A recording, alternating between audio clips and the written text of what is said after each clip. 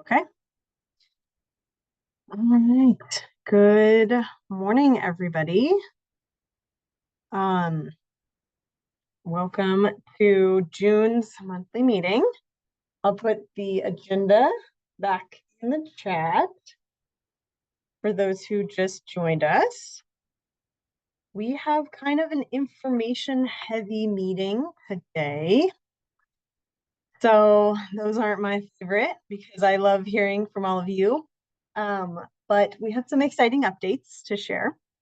But let's get started with, I think I'd actually like to do introductions because I see a lot of new names and faces. So let's do our introductions out loud. And the icebreaker today is going to be your favorite way to keep cool in the summer. So let's also say which region we are working in. So my name is Mickey. I'm the program manager for the Community Food Access Program.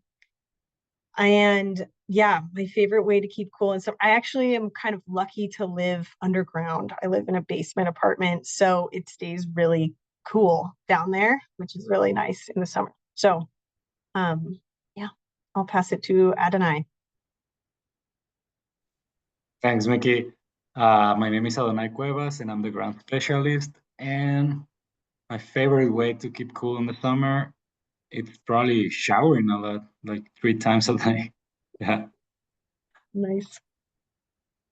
Okay, who would like to go next? Lauren, do you want to go? Morning, everyone. My name is Lauren. I'm with the Good Food Collective in Southwest Colorado region. My favorite way to keep cool in the summer is jumping into the river that I can walk to from my house. It hovers at like high 30s, low 40s all summer because it's mostly just snow melt, and it's a nice ice bath to jump into whenever I get hot. I will pass it to Hunter. Thanks, Lauren. My name is Hunter Knapp. I work with Project Protect Food Systems workers, and we are working in the Northeast area for this grant. And my favorite way to keep cool this summer has been eating a lot of popsicles. And I will pass it to Anjali. Morning, everyone. I'm Anjali Praser-Tong, and I am working in the Denver metro region, focused on Jefferson County. And my favorite way to stay cool is, I think eating like shaved ice. It's my favorite icy dessert. And I'll pass it to Marion. Good morning. My name is Marion Murphy. I live in Boulder, Colorado, and that's my territory, Boulder and Broomfield, together with Deo Landra Perez. And my favorite way to is kind of like Mickey's, stay in my basement, walk out to my garden, and that's about it. And then go to farms for potlucks. That's my way to get through the summer. Yay.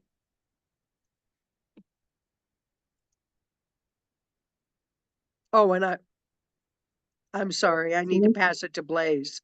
Blaze, you're up. Thank you. My favorite way to I'm Blaze, and I'm in southeastern Colorado. And my favorite way to stay cool is to wear sandals on Acequia days when we flood irrigate. So we call it Water Park Day, especially for the pups. So yeah, it's just fun splashing around the water, getting it to go where you need it to. And I'm gonna pass it to Karen Butstein. Thank you. Hi, I'm Karen. I'm working with Mickey and Adonai on some videos for this program, and I'm in Denver metro area, and Hunter stole mine. I like popsicles too. So nice to meet all of you. I will pass it to, let's see, who hasn't spoken yet?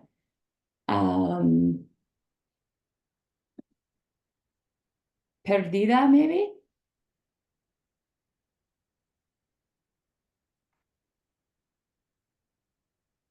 Good morning, Perdita Butler. I guess I was thinking it was the Southeast region, but I guess it's the Pueblo, Aurora, Colorado Springs, and a little bit west region that I'm with.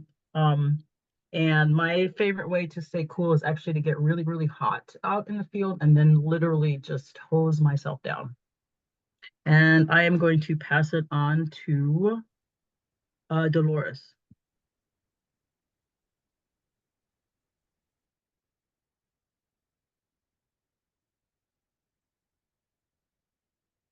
Actually, Dolores might not be on the call yet. Dolores is in the chat. Dolores, I just emailed you. Oh, can you hear us? Yeah. Yes. Yeah. Sí estoy, nada más que estoy batallando con el teléfono y el passcode que me mandaron dice que no trabaja, pero bueno, voy a tratar. I'm Dolores del Campo and I'm working Project Protect Promotoras a Network, and sorry, but it's hard for me to be called because because normally I'm outside because I'm working visit farms or fields, but when I come back to home, I have the opportunity, drink water, and I love the Mexican ice cream. Thank you. Thank you. Okay, let's take it over to Monique. Good morning, everybody. My name is Monique Mades. I'm dialing in from Pueblo, Colorado, and supporting the Front Range region. And I, like Lauren, like jumping into rivers, lakes, streams, any natural body of water that is nearby that I can take a dip into is probably my fave. Okay, maybe we'll take it over to Taylor.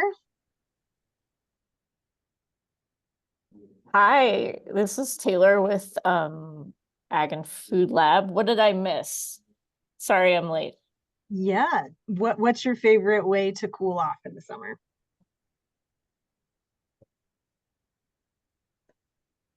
Probably just getting in the shade makes a huge difference. So taking if I'm outside, taking a hike, just trying to keep it on the shady side of the path. Smart. Okay, let's go to James. Hello, everybody. I'm James with Urban Symbiosis. I am obviously with the Pueblo team, the Colorado teams as well, but I'm here in Aurora. And I guess I like cold beers and a cold shower at the end of the hot day. So that's how I stay cool in the summertime.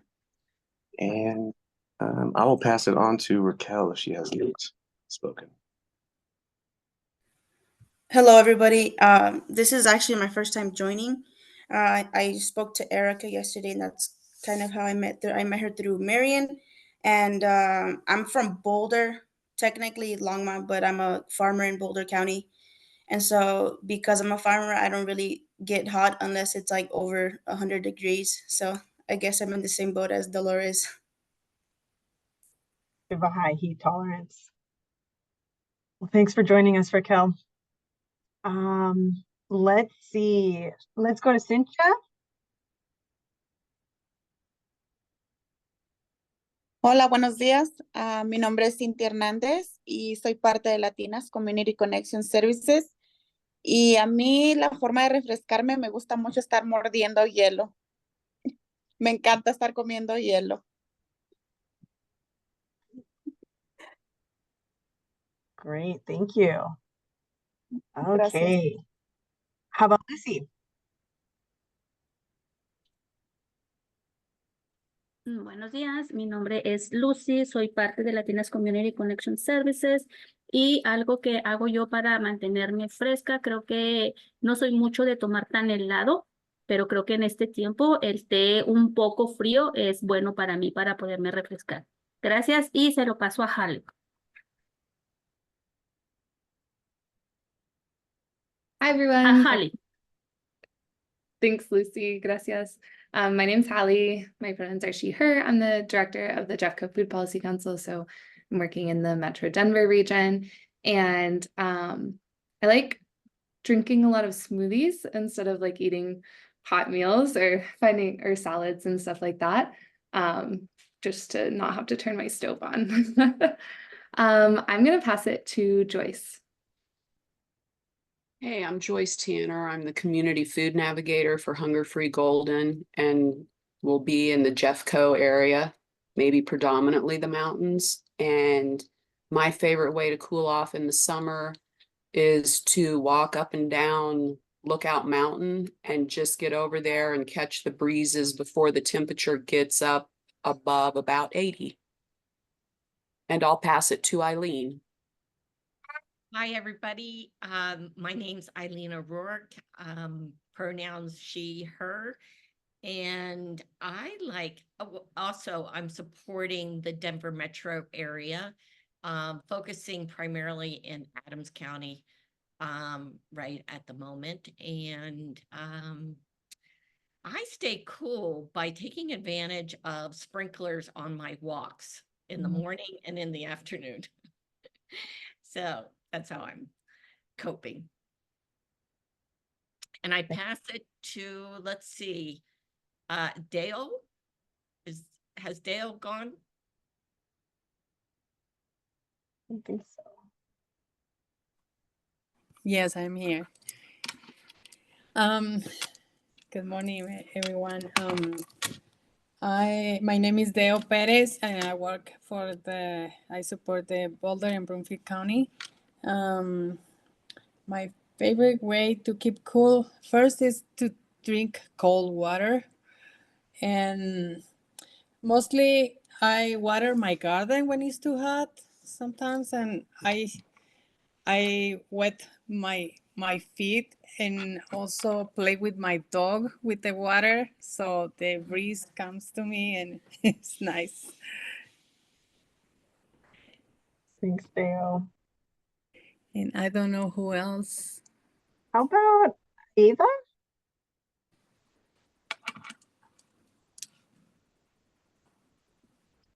Hi, my name is Aeva. I work with the San Luis Valley Local Foods Coalition in the Southern Colorado region. And it honestly doesn't get too hot down there. Definitely not as hot as some of the more front range places. So I just have a little air conditioner that I sit in front of sometimes. Oh. Okay, Penelope. Yeah, hi everyone. My name's Penelope. I'm with Valley Food Partnership, and we are over on the western slope with some additional subcontractors. So I am 100% the jump in the river and or lake human, plus the eat all the cold, not cold foods, I'd say cooling foods, not so much the heat inducing. And I'll lean on you, Mickey, for who might be left, if anyone. Esther, have you gone yet? No, buenos días. Mi nombre es Esther de Latinas Community Connection Services y pues a mí me gusta, bueno, ahorita estoy disfrutando de mi patio que está sombreado, pero me encanta los fines de semana ir a las montañas donde así como los Rockies que está muy frío, fresquecito porque no me gusta el calor, así que trato de buscar los lugares frescos. Gracias. Great, everybody. Did I miss anybody? Has anyone not gone yet? Really great to meet some new faces, and yeah, thanks for indulging these questions and getting some good ideas for how to spend my summer. So, okay, great. So we'll get started. We have a few updates from the grant world. As you know, we're very busy getting all of our grantees onboarded in our accounting system and working towards getting them to sign their attestation. So, yeah, we wanted to give a little bit of time right now to open up the floor to any questions that are coming in for how to best offer TA to grantees. And Adonai, feel free to chime in with any tips or reminders for TA folks right now. Thanks, Mickey. So yeah, a few reminders that you can assist some folks, some grantees with some questions and some help with those grants. Is to remember that's very important to send the documentation 3 months after they get paid. And a lot of people are going to be asking, when am I getting paid? So it's going to take a little bit. We are working on setting everyone up on the system. And once they sign, if they are already in the system, we will request the transfer funds, which can take up to 6 weeks, give or take. It could take more, potentially. There's these forms that we have to submit, and sometimes if you forget to check a little box and I miss that, and you miss it, and somebody else misses, the end is gonna delay the process a little bit more. Hopefully not that long, but there are still some things that might happen. So yeah, it's important to let them know, like, oh, it takes a little while, you gotta be patient. And it's also important to remind them not to purchase anything until they have signed the attestation and they have become officially grantees, as we cannot pay for past purchases before they sign the attestation. So a lot of people want to get right to it and they just want to start purchasing things, and they can do it with their own funds if that's what they want to do it. They don't need to wait for that 6 weeks, but they will have to sign the attestation before. So it will be more like a reimbursement basis for the grant, but if they want to do some partial work or they are already paying an employee and they want to put that towards the grant, they could do it once they have signed that attestation. But yeah, it's important not to buy anything related until you sign it, and yeah, let them know it's gonna take a little while, 6 weeks, I will say, from the day they sign the attestation until they see those funds in their account. And that's a way that I think you can support them.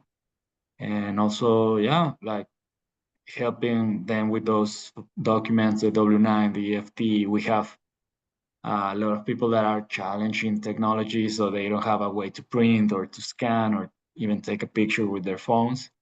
So some folks it's complicated to do all of that, so we can assist them with that as well. Awesome. Thanks, Adonai. Any questions for me and Adonai about helping folks who are going to receive funds in round 2 or round 1? Okay. All right, a couple other reminders here. Can everyone see my shared screen? Okay, with the agenda on it. Great. So I know that recordings have taken a while to get up on YouTube. We are working on that turnaround being more like 5 business days instead of 20. So we hope that this recording will be up a little bit sooner. I know a lot of you have other folks you're working with, subcontractors or otherwise, who want to watch these recordings. They can't make it to these meetings. So those should be up a little bit sooner. All of the meeting recordings are in one. Well, I put them on each agenda after they are put onto YouTube, but I also put them in one document in our shared folder called, meeting recordings. So let me know if you're having a hard time finding the recording from a past meeting. There were a few meetings that did not get recorded from tech issues, so there's that. But let me know if you're looking for a meeting and you can't find the recording. And then a friendly reminder that the quarterly reporting period for period 4 ends at the end of this month. So your reports aren't due for another month, but this is the period that we're looking at ending soon. So feel free to get a jump on that. I know I talked with some of you about making some tweaks to that reporting tool. So yeah, let me know if you want to revisit that before that reporting tool is due in July. So Okay. Any questions before we get into tax credit stuff? Mickey, what is the specific date that the quarterly report's due? It says in your contract, but I think it's technically 30 days after the end of the period. So I think it's like July 30th. Thank you. Yeah, sure. Okay. Any other questions? All right. So without further ado, we're going to talk about the tax credit. So we softly opened the tax credit on Monday. As I mentioned through email, it's exciting that we get to open it, but unfortunately, we're not opening it with a nice software platform that, yeah, can kind of handle all of the nuances here. So we're using a Google form. So that has its limitations, but it should be something that everyone here who's been working doing outreach in TA for the grant should be pretty familiar with. So as you can see, so the agenda has English and Spanish. So you can see the links to yeah, all the things we're gonna hopefully go through today. So we'll start with the website. My first question is for folks who helped do outreach and TA for the grant. You will remember that we had a tool. We basically took all of the information on the website and put it into this guide. We felt that was a better way to have more accurate translations the information on the website compared with, you know, just taking this website and having AI translate it. We are wondering if that is something that would be helpful to do for this tax credit website. We were getting a little bit of feedback that folks weren't really using that guide very much. So does anyone have any thoughts about that guide? Was that helpful? Was that something you printed out and used? Or was it not? Was it easier to use the website? All of the same information was in both places. So any feedback?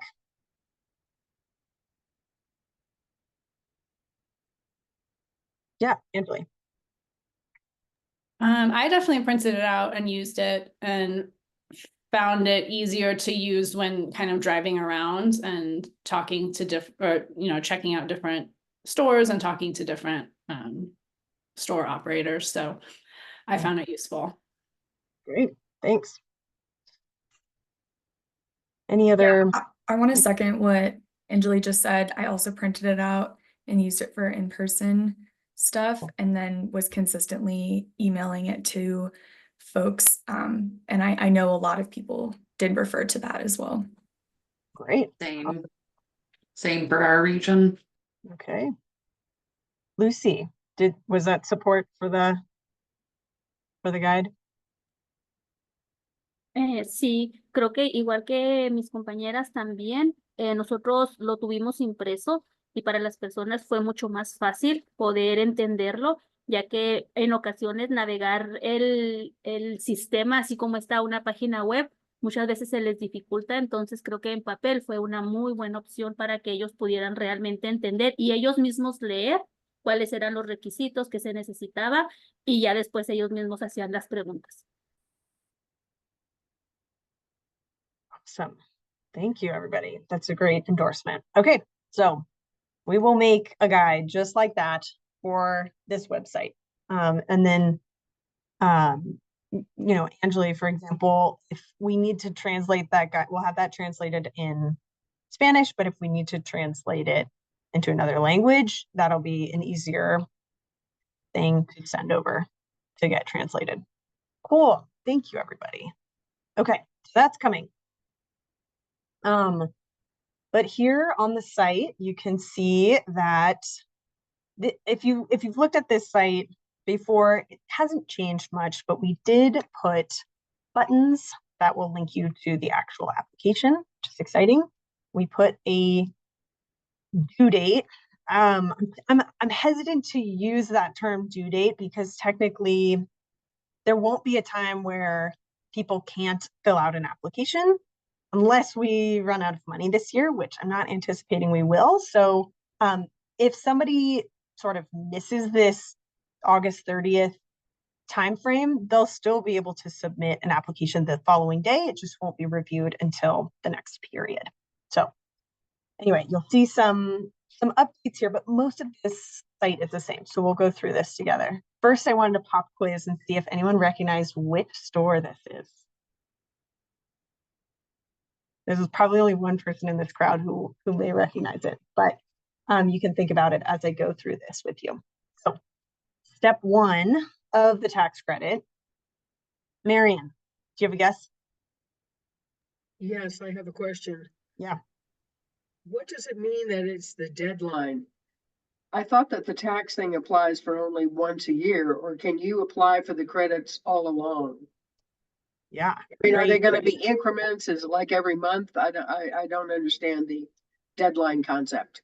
Okay, yeah. So basically, if you make a purchase in the year, you can submit a tax credit for that year. But the department is going to take 3 distinct periods where they will, where those applications will be read and reviewed and awarded. So I'll kind of get to that point as I go through these steps.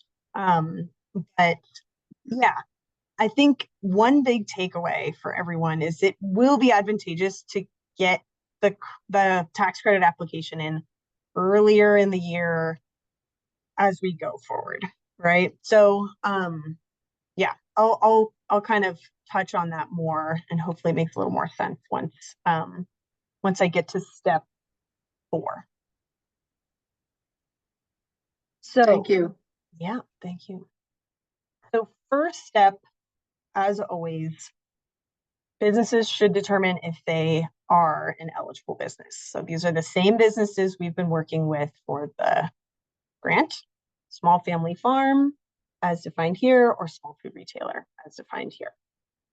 And then you'll see we tried to keep this page really simple, streamlined, straightforward, but there we have a frequently asked question page where we kind of, expand upon some of those gray areas. So you'll see a lot of that in this website, directing folks for more depth, more detail to our frequently asked questions page. Okay. Step 2, find out if the purchase was eligible. So we've got a definition of costly equipment. We've got a little blurb on what those low-income, low-access communities are. That LELA definition and ability, what we'll be asking for is the same as the grant for those LELA communities. We did add a little bit more detail to the costly equipment. What constitutes a piece of costly equipment? There's still a lot of gray area though. So one thing that we will be offering is a form that asks for a letter of eligibility. So basically what you can do is fill out a form, which will be linked here on our website. We don't have it up quite yet, to see if you were to apply, would your business be eligible? But 2, if you were to buy something, would that purchase count as an eligible expense? So that's one way businesses can kind of learn ahead of time if what they buy, they'll get a tax credit on. So yeah, we can get into more of that if you guys like. But then, yeah, the part I really wanted to spend a lot of time with is how to actually apply. So if you go to our website, you'll click on these links, which should take you to our tax credit application. And if you take a look at it, it looks pretty similar to the grant.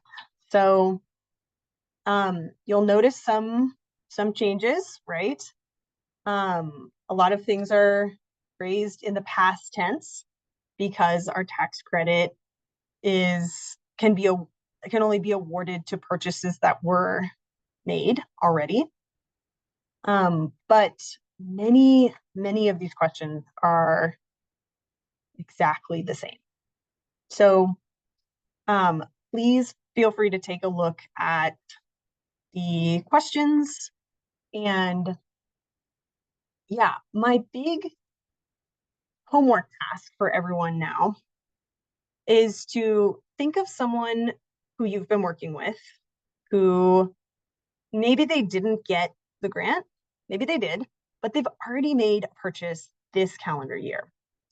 You're pretty sure they're eligible. You're pretty sure their equipment is eligible.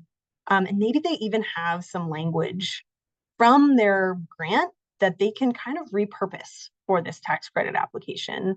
And yeah, we really encourage you to start engaging with this tool, this process, as part of our sort of soft launch of this tax credit program, and go through this process with someone who is sort of low risk, right? They already bought something. They don't really stand to lose anything by seeing if they could get a tax credit for that purchase. And we are going to ask for a lot of feedback from you guys as you work with these folks to help them submit these tax credit applications. So, Penelope, why don't you go ahead and stop me? Oh, that's so funny. I kind of forgot as I got listening to you. It's a little different than what you were talking about. And so if we need to put it in the hopper, that's okay. But I noticed on the agenda there was this instructions page, but then I didn't see that anywhere else, like on the website. It is down there. Okay, perfect. Thank you. That's all. Yeah, I think I personally have this impulse to like simplify things and make it simpler, but then I don't want to have, like 9 different pages that are saying the same thing, each in a simple way. So yeah, you can tell me if this is helpful. But yeah, it's my next item on the agenda here. So if you click on this link in English or Spanish, you will see this tax credit instructions page, which is, yeah, it's pretty much my recommendations for how to go about this, right? So before you complete, as you're working with folks, before they, you all are all familiar with the Google form, and I've heard stories from almost all of you about how, it didn't save after you spent hours and hours, putting answers in, and then you had to kind of go back, and that's very frustrating. So really encourage everyone to like draft their answers before getting into the form. The questions are, in that PDF form on the website. Gosh, where did we put them? I think they're actually in the FAQ. We should probably put them on that main page, but over here in the FAQ section, they are provided in English and Spanish.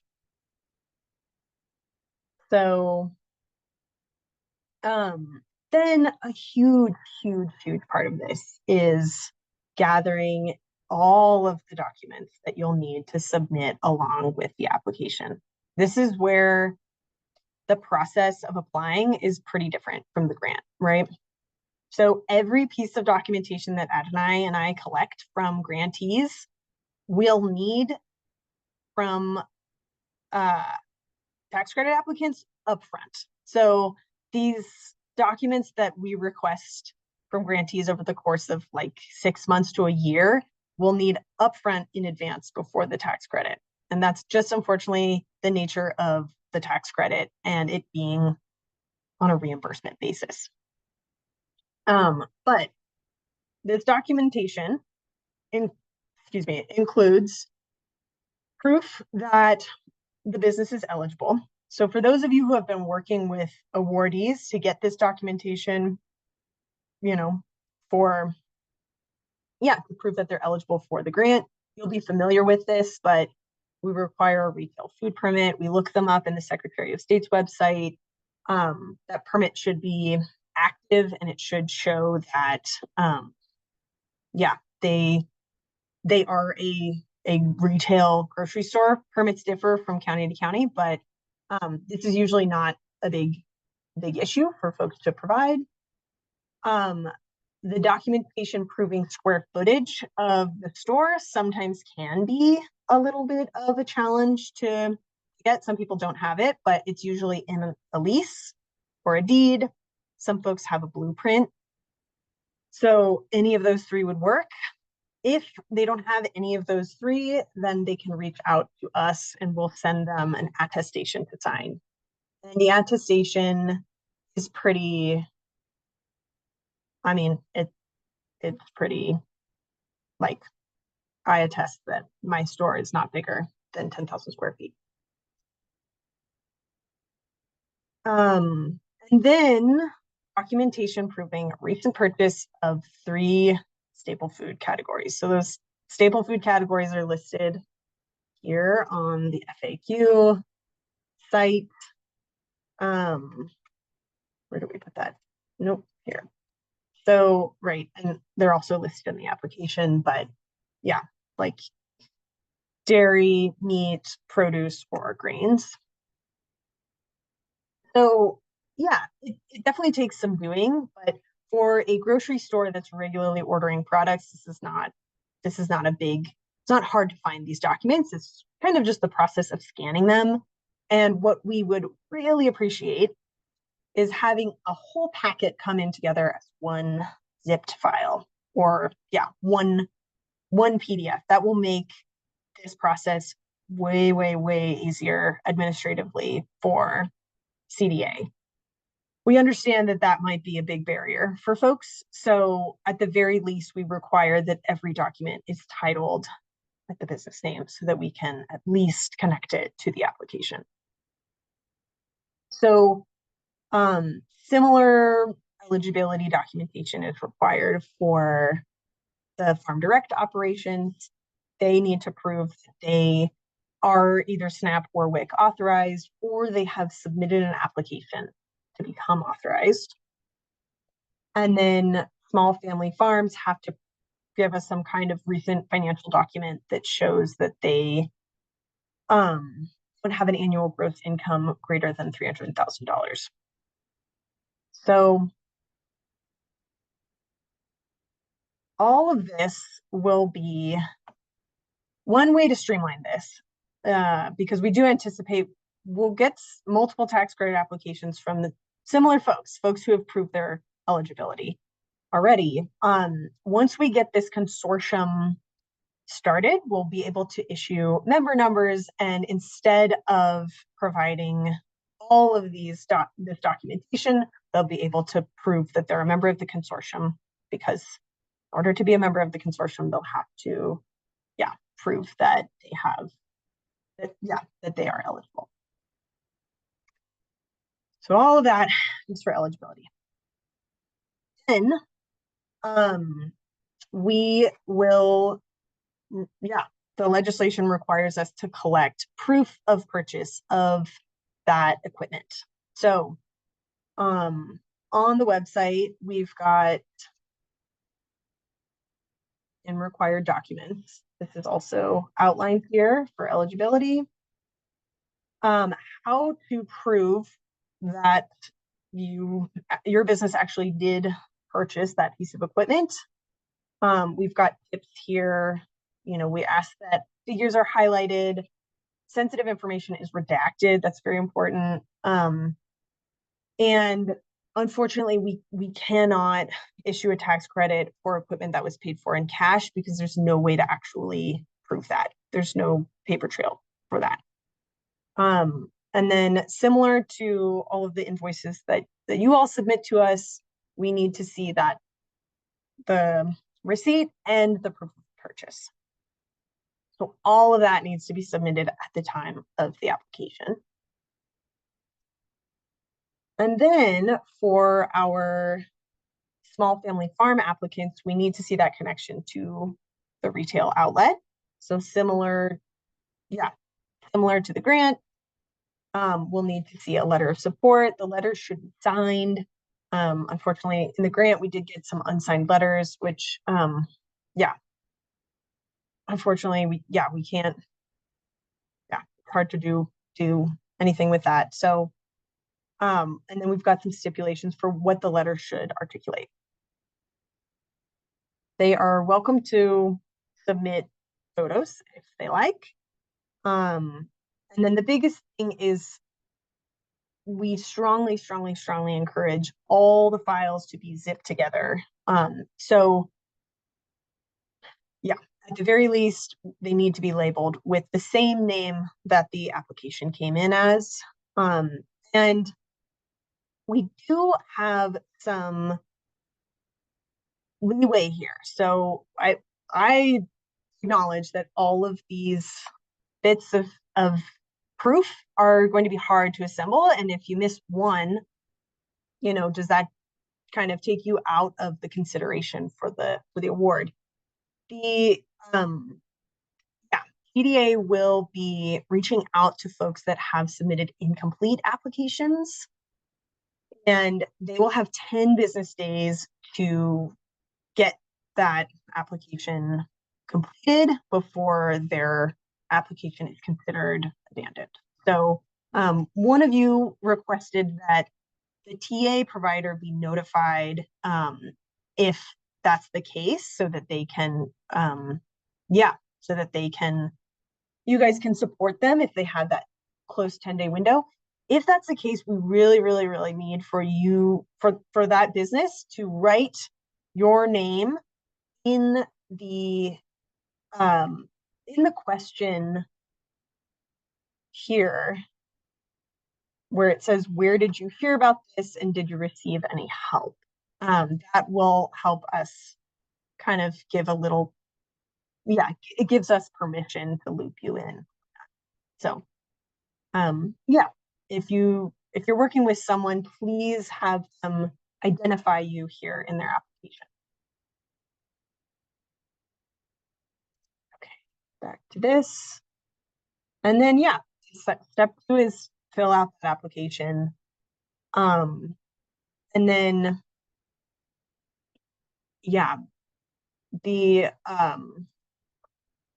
hopefully that's a pretty simple, there's a lot of legwork beforehand, gathering the documents, getting them all into one file, writing those answers to those questions. But then hopefully when it comes time to actually submit, it's sort of a copy paste action.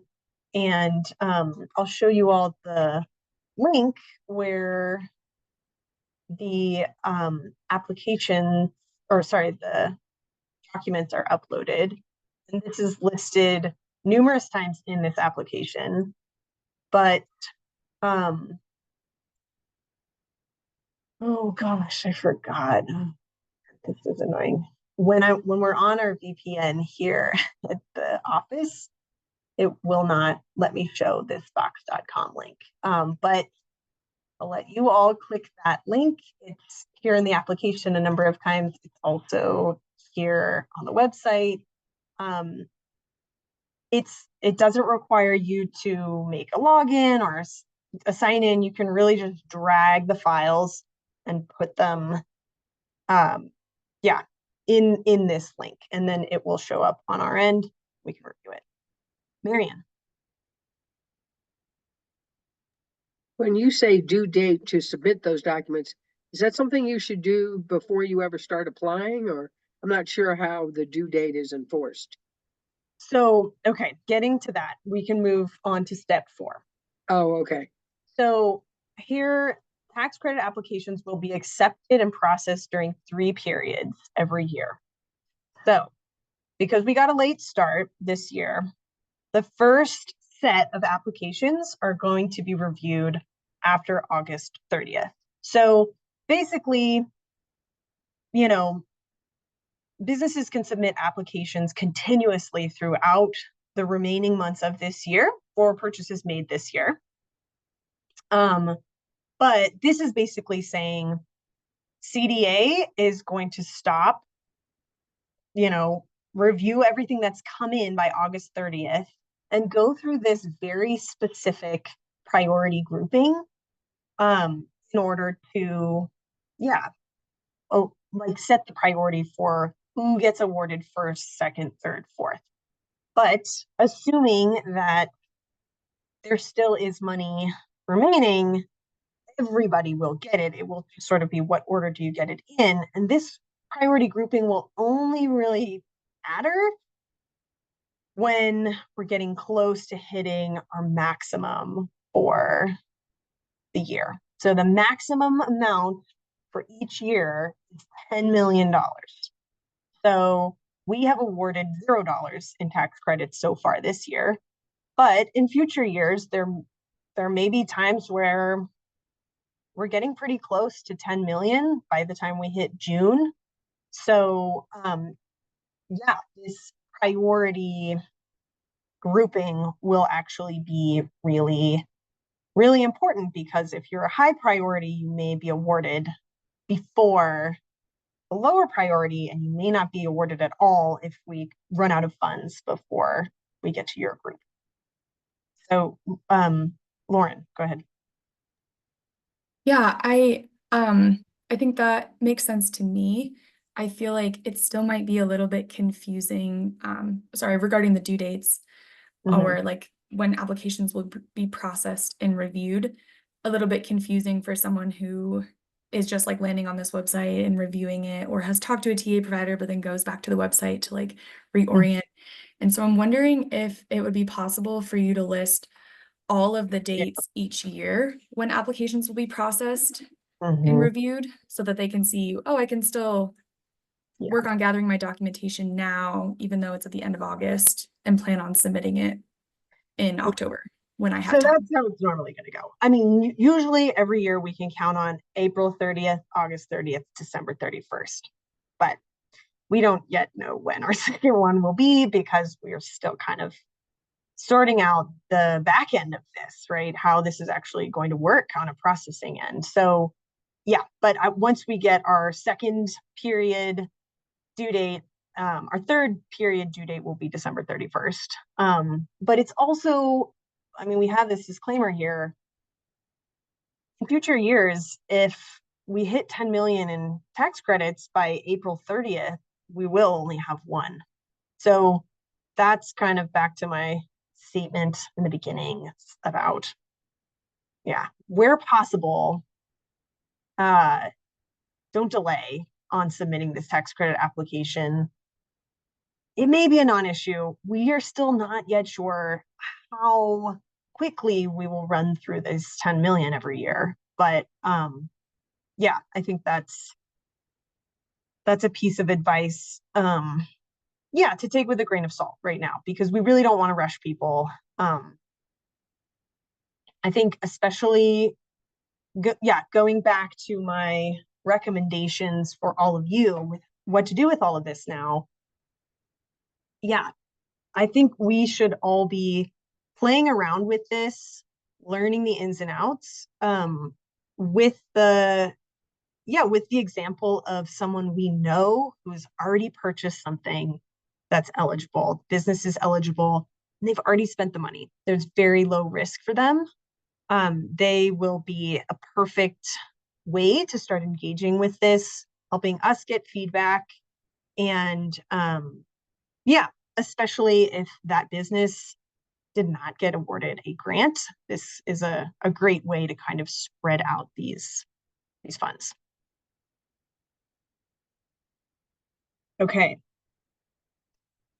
So step 5, CDA will issue a tax credit certificate, and that will be sent to the business with the amount of the credit. And this year, as you know, the tax credit is 85% of the purchase price, but then going forward, it's only 75%. And then we will also send an attestation that basically just says, you know, I agree to use this equipment in, you know, an appropriate way that aligns with the goals of this program. So the only sort of teeth we have for that is, you know, if a business is found to misuse their equipment, they'll be put in the lowest priority grouping if they try to submit another tax credit application. So, yeah, and then fast forward to when this business goes to file their taxes, that certificate will be submitted with their, the rest of their tax documents. The Department of Revenue will already know how much, what the amount of their credit is. And then everything kind of goes into the hands of the Department of Revenue, and they will be crunching the numbers and determining, how much, what the amount of taxes owed are, or what the amount of the refund will be. Lauren.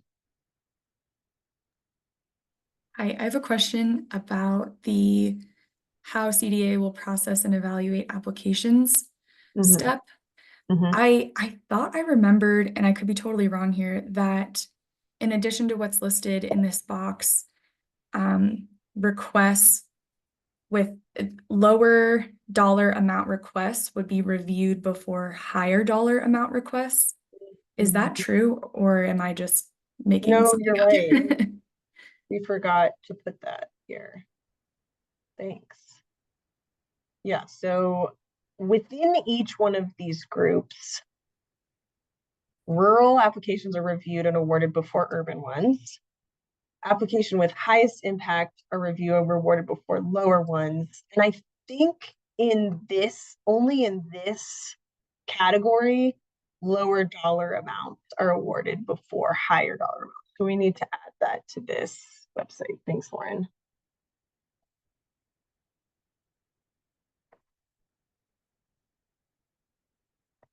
Okay. Thank you for remembering that. Okay. So other information here on this site, we're going to be trying to measure impact from this, right? We've got to report back to the legislature about the effectiveness of this tax credit. So we're going to be sending a short report that will be similar to the one we send for the grant. Few quick questions related to that projected capacity increase and how accurate the projection was to the actual.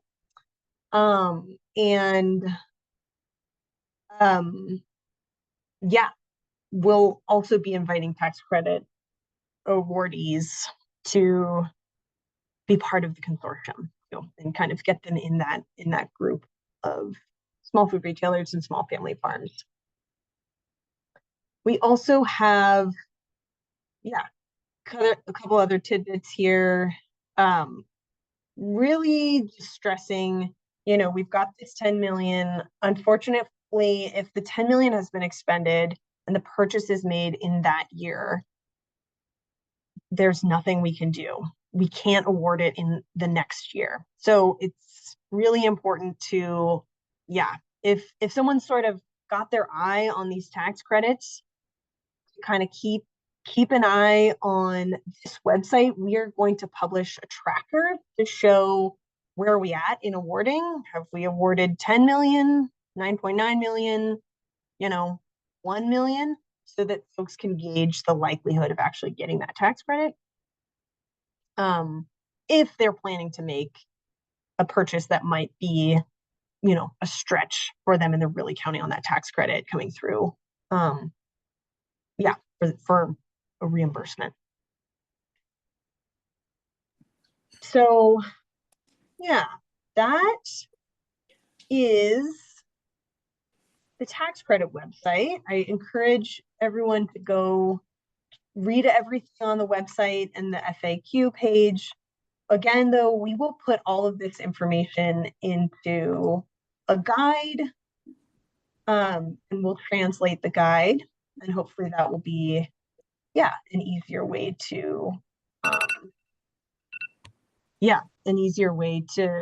take that around and show folks. But I think what I'd really encourage is, instead of focusing on outreach here with this tax credit, pick one. I have a question super quick before I forget it. Yeah. So if somebody, like you were saying, if somebody wants to apply and they don't get it for one tax year, and they are going to be eligible for the 10 million that happens the next year, do they have to reapply? So basically, this is like the toughest situation, right? Okay. This is like the situation that there's nothing anyone can do. If someone Okay. purchases something in December Uh-huh. and hopes to get a tax credit for it, Mhm. but the 10 million has already been expended, there is no way to take that purchase and apply in a future year. Gotcha. Okay. Okay. And That makes sense. Yeah, it's really hard. So that's, going back here, that's sort of this bolded statement. To be For sure. eligible, the equipment has to be purchased in the calendar year for which the Gotcha. Okay. That makes sense. Thank you so much. So that's I why have one question. Oh yeah, go ahead, Dale. The same person, the same business can apply 3 times in the year for the 3. Yeah. Okay, and the refund from the tax is only once a year, or every time they apply they can get a refund? Yeah, that's a good question, Dale. So basically, there's no limit on how many pieces of equipment a business can buy and then, submit an application for. So, right, they could submit multiple applications in one period, even. So so basically, how this will work is they'll get a certificate after the first period, but if they apply again in the second period, they'll get like an updated certificate.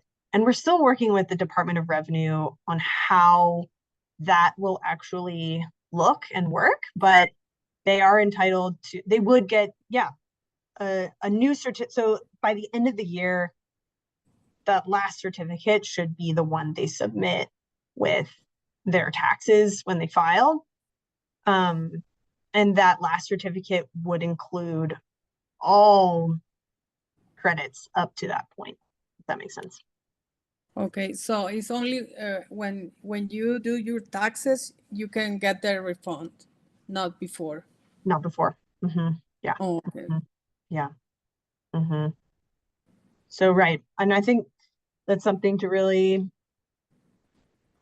think about in terms of, how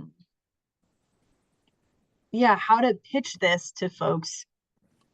This is right. This is a cost they'll have to incur upfront, and they may not see that refund for, a year and a half later, or almost 2 years after. So, that's why we're really encouraging you to start with a really low risk business that you already have relationship with and connections with, and they've already bought something this year.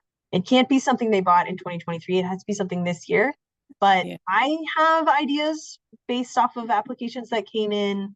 If you want to, if your outreach and TA contractor group wants to set up a time to meet with me, we could talk about who might be good candidates to kind of go start this process with, see if they're interested, and have it be sort of a, people that are kind of willing to be a guinea pig as we all learn together. So we really don't want to have someone be a guinea pig who's going to take a high risk. We want to work with someone who has already made this purchase. We already know they're eligible. We already know this purchase is eligible, but we can learn together about this process. And if at the end they get a nice refund, then it's a win-win-win. So thank you. Yeah. Marian. So if there's a deadline to apply, what you're saying though is you won't get the refund until you complete your taxes in April and you submit the certificate with that. Yeah. So you have a deadline to apply, but you don't have a deadline to receive beyond the normal deadline of whenever refunds are due after filing April 15th, correct? So Marion, if it helps at all, we didn't have to set up deadlines. The reason why we did is because we wanted a way to so if we did it on a first come, first serve basis, you can see how some very savvy business might take advantage of all 10 million on January 1st, right? Probably hard to do with our requirements for how small your business has to be. Well, but our like, small farmers, it's doubtful they would ever be able to buy, you know Right. what I'm saying? I mean, But if it someone just got a seems massive so loan, onerous. they could swallow up all these funds the beginning of the year. On the flip side, if we waited until December 31st and we said, okay, let's just let all of the applications come in and we'll put them in order, right? We'll go to our priority grouping and we'll put them in order and we'll award them in that order. CDA runs the risk of doing a statutory violation because the statute says that we have 90 days to issue the tax credit certificate after the application comes in. So if we did that, we would maybe be setting ourselves up for so much administrative work that we could not complete it in 3 months. So the solution was break the year up into three parts so we can do that sort of equitable, we can try to do a little bit of equitable administering of these funds, but we're not waiting till the end of the year. So we're completely backlogged and we're not able to, process all of the applications in time, if that makes sense. So in a sense, if you could postpone getting the equipment in the latter part of the year, right, you could possibly get the refund earlier. Right. I mean, if you wait, if you buy in January, you won't see it. You definitely wouldn't see it for a good year and a half. Right. But if you waited till December, yeah, you know, because a lot of it has to do with planting season. So now, I mean, it's, you know, the big equipment may already be over, right? Mhm. They might Right. not happen until you prepare for the next year. Mhm. So that's where the tracker is going to come in handy. So we haven't built this out yet, but it's going to display how many dollars have already been awarded, so that if it's December and you're like, okay, I think I need to buy this piece of equipment, it will help me expand access to healthy food for folks living on a low income. But I'm looking at the page and they've already expended all of the funds. There's a certainty that I won't get this tax credit. That's sort of a calculus you can make. Or if there's 5 million left, you say, okay, my odds are pretty good. Or if there's 8 million left, you say my odds are great, I'm doing it. So yes, but that's a huge consideration, is how many months are you out those funds and waiting to be reimbursed? So that's why I strongly recommend that we don't go about trying to convince anyone to purchase something to get this tax credit quite yet. That's sort of a weird recommendation from someone managing this program. We do want this to be utilized, but right now, we want to gather more information. We want to, test this out in sort of a safe, we want to keep our training wheels on, basically, for all of you and your relationships with all of these businesses. I don't want to tell you to go out and tell them to take out a loan for something that, for this tax credit process, until we're all a lot more comfortable with it and where the pitfalls are, where the blind spots are. So are you suggesting that to go for a small amount? Is that what you mean, to get familiar with the process? I'm not sure what you mean by training wheels. What I mean is, Lauren mentioned this, so I'm gonna use her as an example. after round one, Lauren helped a lot of people apply for the grant in round one. A lot of people didn't get it. They needed to buy that thing they were asking for in the grant regardless. And so they went out and bought it. Lauren is going to go to those people and say, hey, let's look at those receipts. Let's take that application. You already submitted an application. You already answered these questions. Let's tweak that. Let's work together. And that thing you already bought, you could maybe get reimbursed for it. Even though it would have been better if you could have gotten a grant for it, you already bought it. So that's what I mean. Okay, got it. Yeah. And obviously, it's not limited though to the people who applied before. No. And So, right. anyone could apply. Any- Those people yeah. have a bigger risk, obviously, because they have nothing to let them know when it was possible until we find out how it's going to go. So those are Right. the people that should choose something smaller, is what I meant, something that you can manage to be without the money for a long period of time. Or if they already bought the item. Yeah. Right. And they were planning Yeah. to be out the money and never see it. So it maybe back the again. first question is, did you make any purchase this year you Yeah. might want to apply for a tax credit for? Yeah. That you Yeah. didn't even consider, you know what I mean? You were Yeah. just going along making those purchases, period, because that's what Right. you needed to do. Okay, And that makes total especially sense. if it's directly connected, and this is where we love having all of you as our team, right? Yeah. You know who was making purchases for the purpose of expanding access to healthy food. We do want to connect this back to the goals of this grant. So yeah, these are stories that you all know from your time working with these store owners and farmers and farm stands and farmers markets. Yeah. Was there someone who had a really tough situation where they didn't get the grant for a silly reason, but they still had to buy that piece of equipment?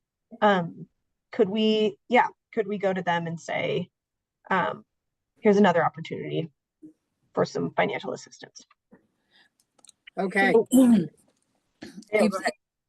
If someone purchased something with a loan, those qualify Those if qualify. it's not paid off?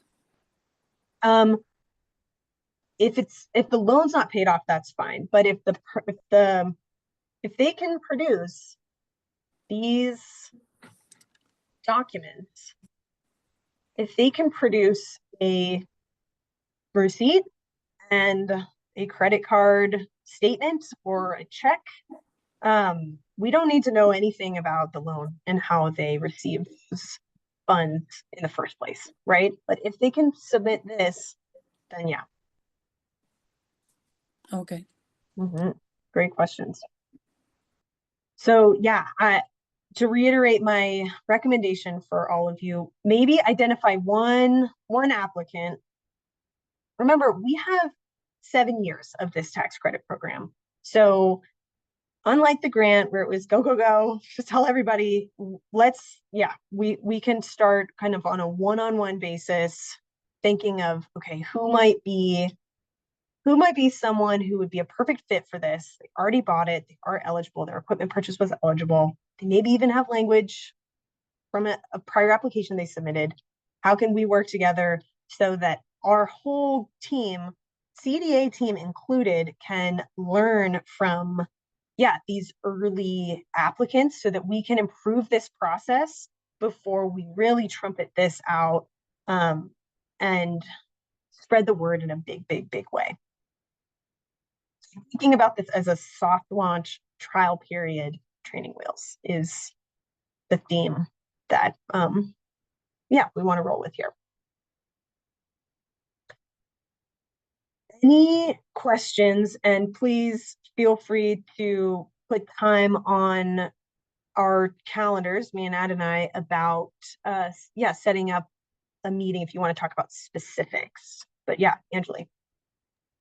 Yeah, I dropped a question in the chat and just wanted to ask it out loud.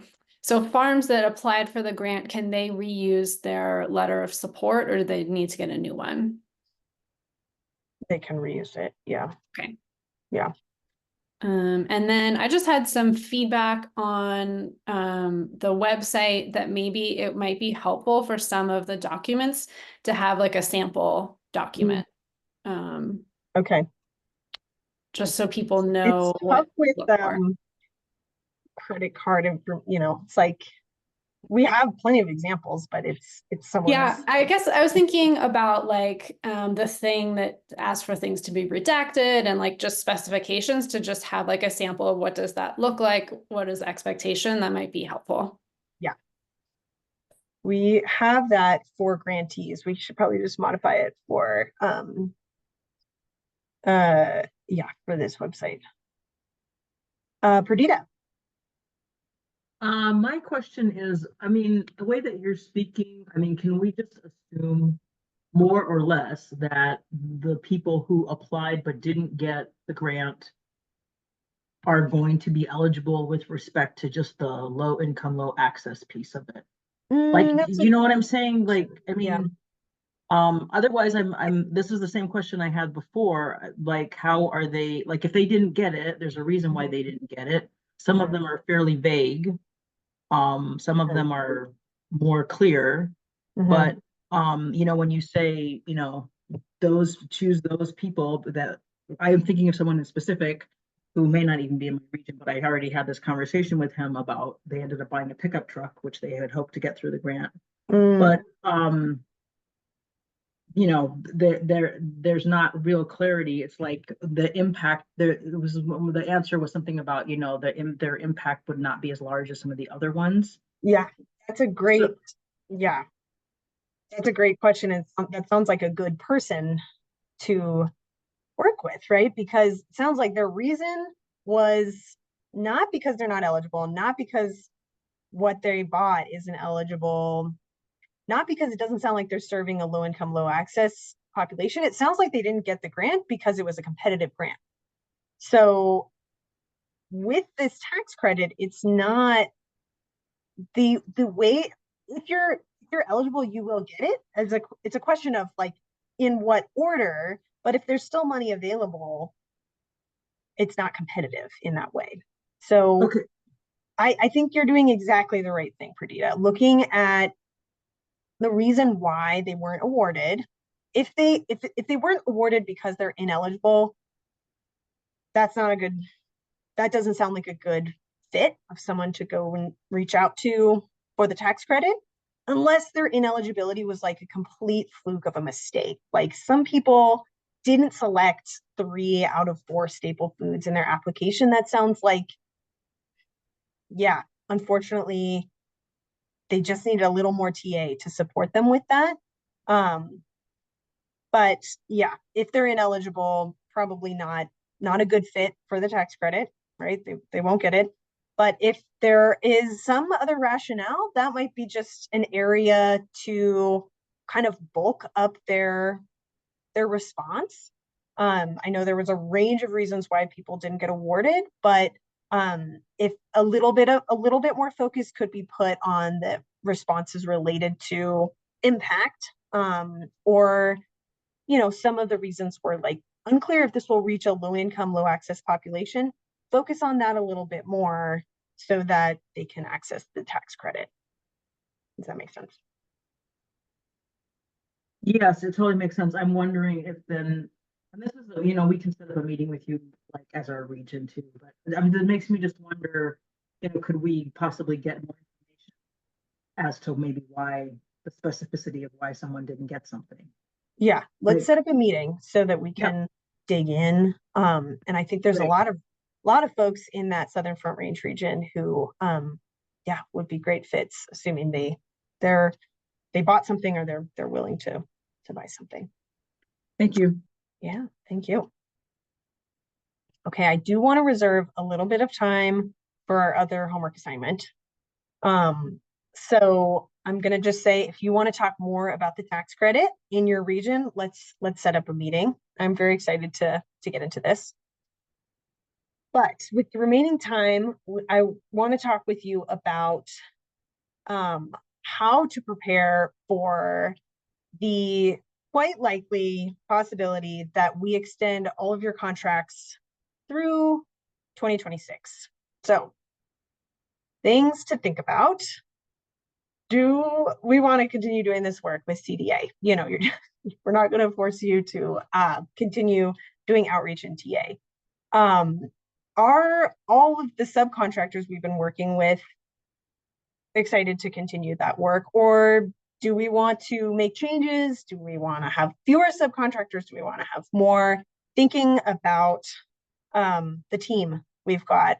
And now that you know more about the tax credit, who might be really excited to talk about a tax credit, and who was on board maybe for outreach about the grant, but maybe not that excited to do outreach in TA for tax credit. So thinking about those thoughts, assumptions you can make for this exercise is assume it's a similar amount for your total contract award, and that for each year, 2025 and 2026, and that there's no changes to that region map. Unfortunately, if we make big changes there, we have to do another RFP and resolicit, which would just delay things a lot. And what we're hoping for is there's no break, there's no interruption in TA you can provide. This can kind of go smoothly into the remaining months of 2024 and then all the way to 2026.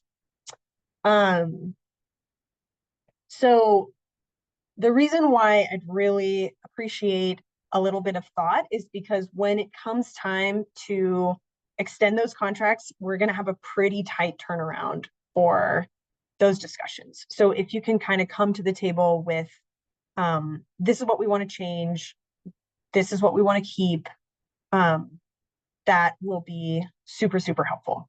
So happy to talk more about that. Penelope, go ahead. I know we're talking in kind of hypotheticals, but hypothetically, if this does happen, any idea like a time frame? Because I hear you saying like it'll be a tight turnaround, so do your homework now. But I'm like, is that a week or is that 3 months of to do that? I would say we want to have, well, some of you have contracts that expire in September. Some of you have contracts that expire in December. We definitely want to have all new contracts signed and executed by December 1st, ideally well before that. So at some point, take this summer, the month of July, and we may come to you in August and say, okay, let's start this discussion. And hopefully, we can get those contracts signed early fall. But these are conversations to have. Changes, talk amongst your group about what's working, what's not, so that we can, that can hopefully be as smooth as it can be. Marian.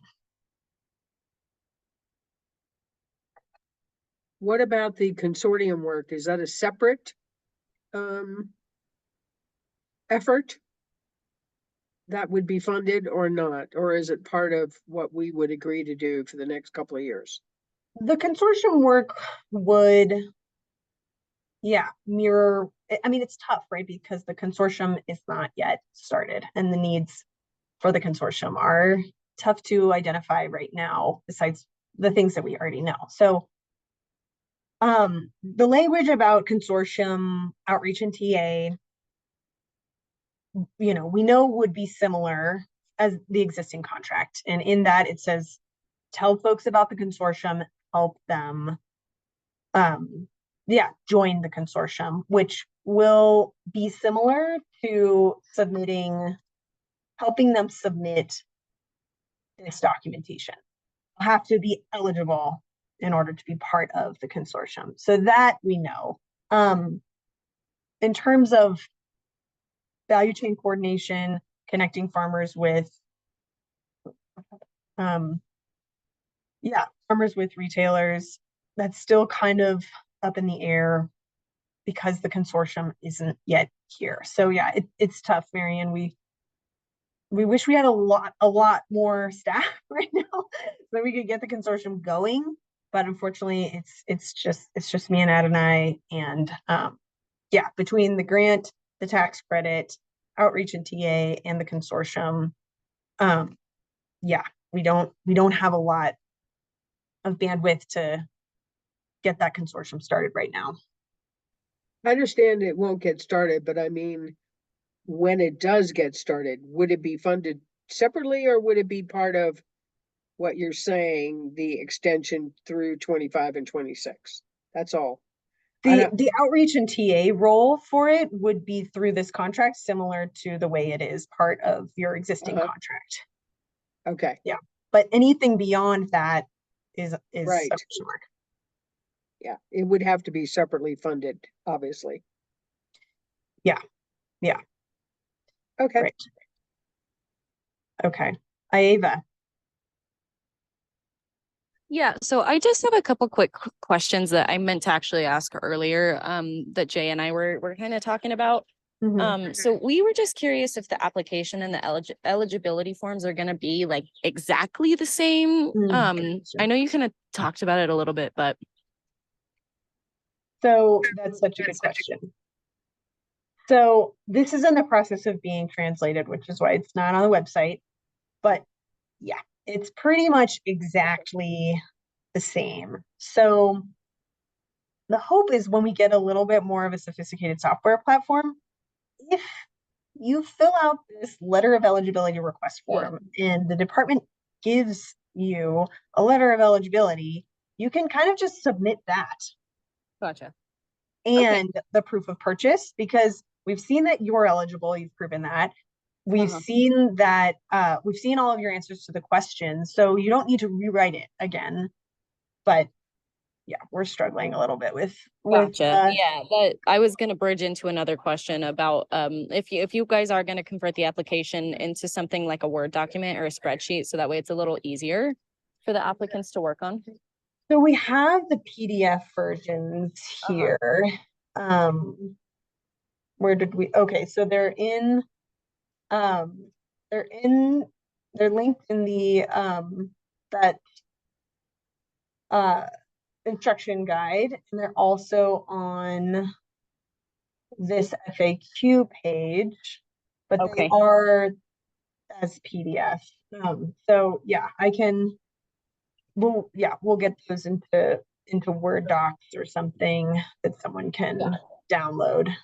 For sure. And then is there like a marketing folder that you guys have up yet that we can kind of use marketing material from?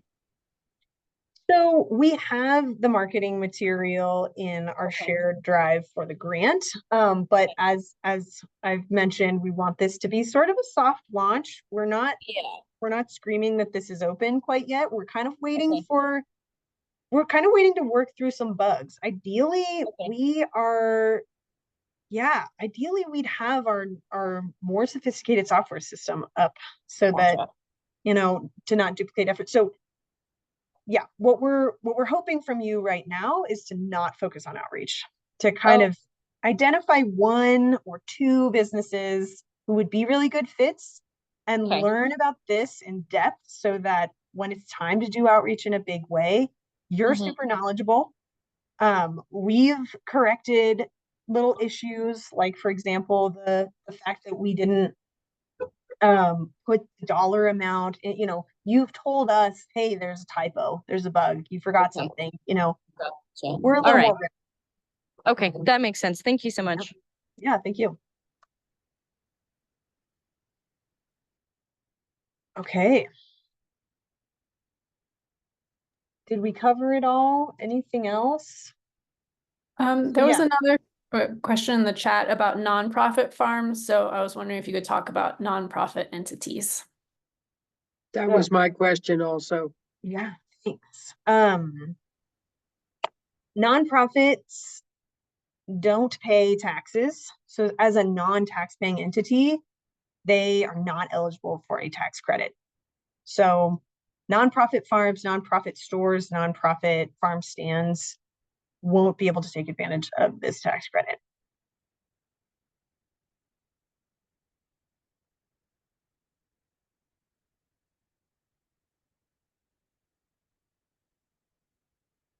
Any other questions?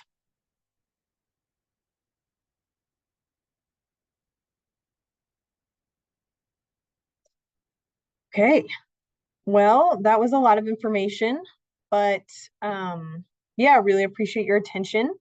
And you've got your homework assignments here. Think about how your contract wants to look if, you know, we're still going forward with 2025, 2026. And then identify some folks to sort of be guinea pigs for the first version of this tax credit application. So yeah, hopefully that gives you enough to do until we meet again. And feel free to reach out to me, Adonai, for any brainstorming, any questions, any help. So yeah. Thank you. Thank Yeah, you. thank you. Thanks for helping monitor the chat. I'm really bad at that. Thank you. Thank you. Have a great weekend, everyone. Bye. Bye-bye. Gracias.